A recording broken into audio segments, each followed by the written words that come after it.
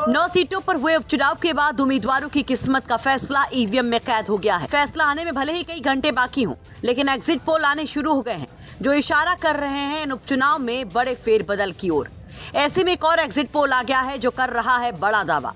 मेट्राइज के exit poll में 9 में से 7 सीटें एनडीए यानी बीजेपी और उसके सहयोगी दलों को बताई जा रही हैं।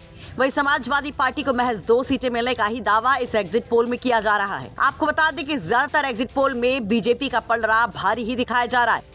टाइम्स नाउ भारत के एग्जिट पोल में बीजेपी को फायदा दिखाया गया है। टाइम्स नाउ नव भारत के एग्जिट पोल के मुताबिक इस उपचुनाव में बीजेपी के खाते में 6 है तो अखिलेश यादव की समाजवादी पार्टी को 3 सीटें मिल सकती हैं। टाइम्स नाउ नव भारत ने बाकायदा सीट वाइज एग्जिट पोल किया है, जिसके मुताबिक खैर बीजेपी के खाते में ही जाती दिख रही है, जबकि मंझवा फिर से बीजेपी के खाते में जाती दिख रही है। गाजियाबाद, मीरापुर, फूलपुर और कटहरी ये सीटें बीजेपी के खाते में जाती दिख रही हैं, जबकि कुंदरकी, करहल और सीसामऊ समाजवादी पार्टी के खाते में जाती दिख रही है।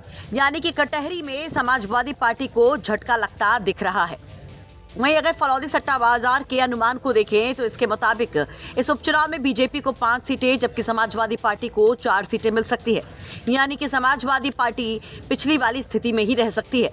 आपको बता दें कि जिन 9 सीटों पर उपचुनाव हुआ है उनमें 2022 के चुनाव में 4 सीटों पर समाजवादी पार्टी जीती थी, जबकि 5 सीटों पर बीजेपी और उसके सहयोगी करहल, कटहरी, कुंदरकी, सीसामऊ सीट पर समाजवादी पार्टी के उम्मीदवार जीते थे। लेकिन इस बार कड़ी फाइट बताई जा रही है इन सीटों पर। ज्यादातर एग्जिट पोल और एक्सपर्ट्स कटहरी और कुंदरकी में एक बड़े फेरबदल की बात भी कह रहे हैं। वैसे इन एग्जिट पोल्स पर आप क्या कहेंगे? अपनी राय कमेंट बॉक्स में जरूर रखिए। आपको बता दें कि कल हंगामे के बीच में मीरापुर, कुंदरकी में वोटिंग हुई। वहीं सीसामऊ में भी जमकर हंगामा हुआ। अखिलेश यादव ने पुलिस प्रशासन पर सवाल उठाए, कई वीडियो वायरल हुए। वहीं कई पुलिस वालों पर चुनाव आयोग ने एक्शन भी लिया।